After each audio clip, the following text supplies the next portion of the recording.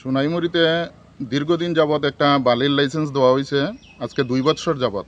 আমরা 2 বছর যাবৎ কিচ্ছু কইতেছি না, কিন্তু আজকে ধৈর্যের অতিরিক্ত রাস্তার বেহাল দশা, একটা বাইক নিয়ে চলাচলের মতো উপায় নেই, যার কারণে আজকে আমরা এই বালুর গাড়িটি আমরা আটকাইছি এই রাস্তার মধ্যে। আমরা সবাই মিলিয়া পাড়ার পোলাপান।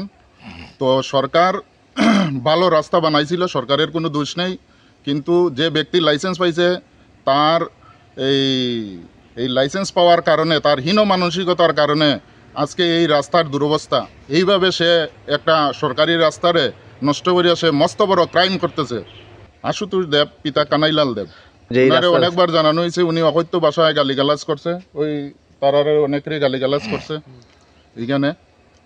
তো এই হিসেবে ব্যাপারটা কমপ্লেন দিছি এবং ডিএফওরেও জানাইছি, এসডিএফওরেও জানানো হয়েছে। তো তারা দেখমো একটা কোথায় যেন একটা স্লোলি ভাব আছে।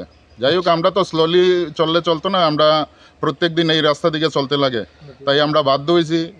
প্লাস এখানে একটা মনু নদী আছে, যেখান থেকে বালু তুলতেছে, এখানে মনু নদীরও বাঙ্গন দেখা দিতেছে। আমরা নদীর সাইডেই আমাদের বাড়ি।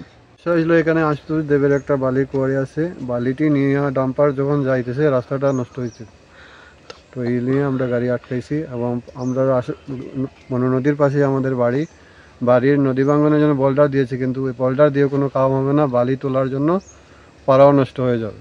তার জন্য আমরা প্রশাসনের কাছে অনুরোধ রাখছি। কোন জায়গায় এই সমস্যা? গ্রাম 5 নম্বর ওয়ার্ড। আচ্ছা, এখানে যে রাস্তাটা তো একেবারে পুরাই নষ্ট হয়ে যেতেছে। রাস্তা দিয়া একটা ডেলিভারি কেসের রুগী বা মমস্য রুগীরে লইয়া যাওয়া যাইতেছে না রাস্তা, এই বালুর গাড়ি যাওয়াতে এমনভাবে হইতেছে রাস্তাটা একেবারে বিপন্ন হয়ে গেছে, রাস্তার আর কোনো ইয়ে নাই। ওই তো রাস্তাঘাটের অবস্থা খুবই খারাপ, আপনার বালু গাড়ি যায়, বালু গাড়ি গিয়ে রাস্তা তো খুবই খারাপ পজিশন হয়।